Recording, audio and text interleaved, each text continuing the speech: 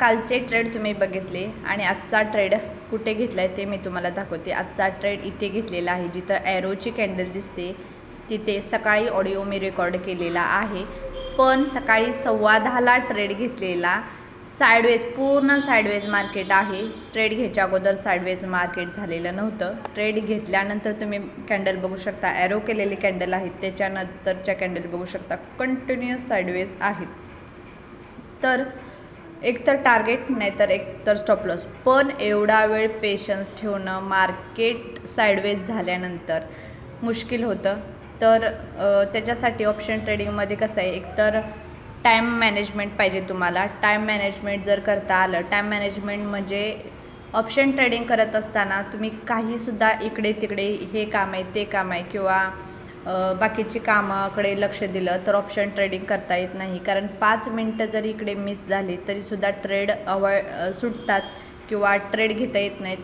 त्याच्यासाठी continuous observe करावंच लागतं ऑप्शन ट्रेडिंगसाठी. कारण कोणी असं नाही की ऑप्शन ट्रेडिंगचं 5 मिनटं बघितलं आणि नंतर 2 तास काम केलं आणि असं नाही.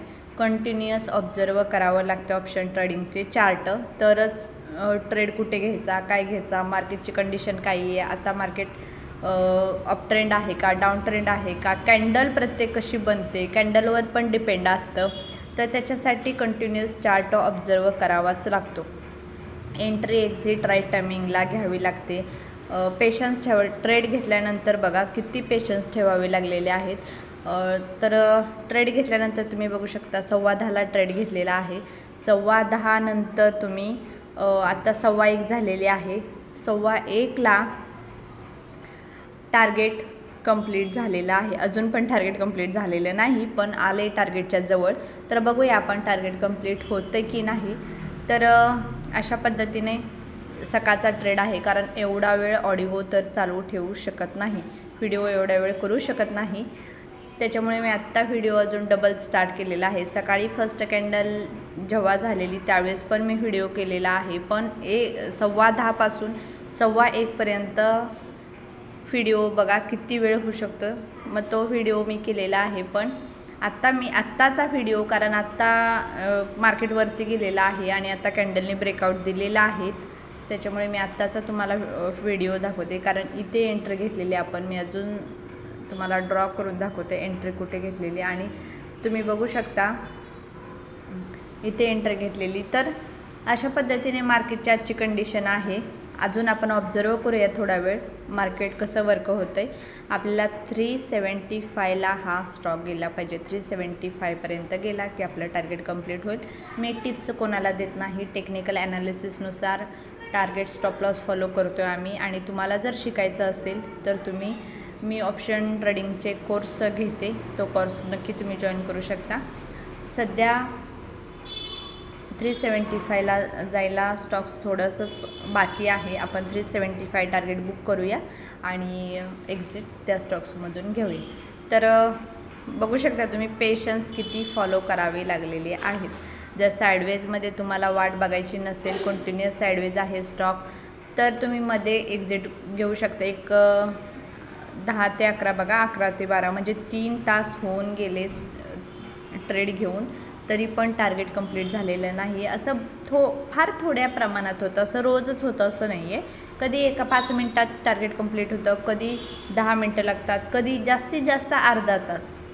आपण 375 टार्गेट सांगितलेले आहे, म्हणजे 375 टार्गेट आपलं कंप्लीट झाल्यानंतरच आपण एक्झिट घेणार आहे. 375 टार्गेट कंप्लीट झालेलं आहे. आणि असं नाही की टार्गेट कंप्लीट झाल्यावर मी तुम्हाला प्राईस सांगते. टार्गेटला अजून जायचं होतं, जाणार की नाही ते माहीत नाही आहे.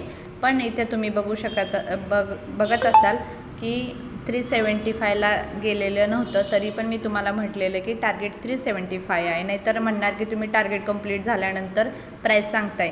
आणि ₹1सुद्धा, आणि जे शेअर मार्केटिंग करतात ना त्यांना बरोबर माहीत आहे की त्यांनी जर समजा 380 टार्गेट सांगितलं असतं आणि 380ला जर तो स्टॉक गेला नाही किंवा गेला असला तर असं कोणीही सांगू शकत नाही. ₹1 सुद्धा तो स्टॉक खाली येऊ शकतो. म्हणजे 380 टार्गेट सांगितलं आणि 379 पासून तो स्टॉक खाली येऊ शकतो. त्याच्यामुळे लोकांना माहीत आहे की शेअर मार्केटिंगमध्ये कसं मॅनेज गोष्टी कराव्या लागतात किंवा ती प्राईससुद्धा किती महत्त्वाची असते. टार्गेट प्राईस 50 पैशाने सुद्धा ती टार्गेट प्राईस खूप महत्त्वाची असते, कारण आता ब्रेकआउट झालेला आहे आणि चांगला स्टॉक्स वरती चाललेला आहे. तुम्ही मूवमेंट बघू शकता. तर आजचा ट्रेड असा होता. आणि डेलीचे ट्रेड तुम्हाला बघायला आवडतील का? तर मी डेलीचेच ट्रेड तुम्हाला दाखवेन.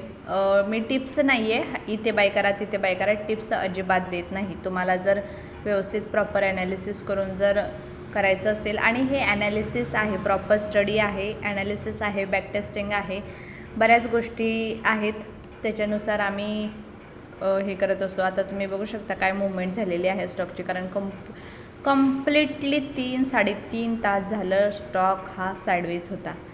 तर साईडवेज ब्रेकआउट झाल्यानंतर हा स्टॉक कसा गेलेला आहे.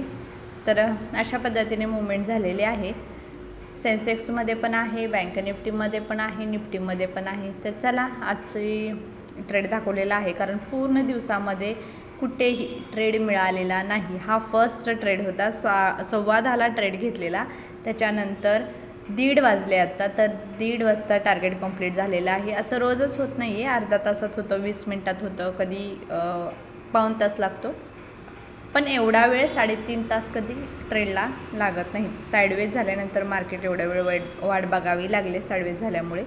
तर अशा पद्धतीने मूवमेंट होते मार्केटची. लाईव्हमध्ये मी तुम्हाला दाखवते, कारण लाईव्हमध्ये मूवमेंट होत असताना ऑब्झर्व करणं हे जरा थोडंसं इझी पडतं, आणि तुम्हाला कळेल पण की लाईव्हमध्ये कशी मूवमेंट होते, पेशन्स किती ठेवायचे, ह्या सगळ्या गोष्टी ऑब्झर्व करायला मिळतात तुम्हाला लाईव्हमध्ये.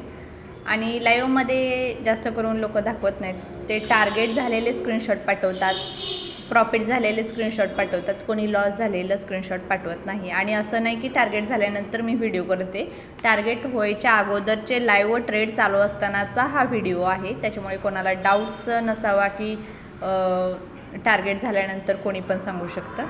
तर थँक्यू.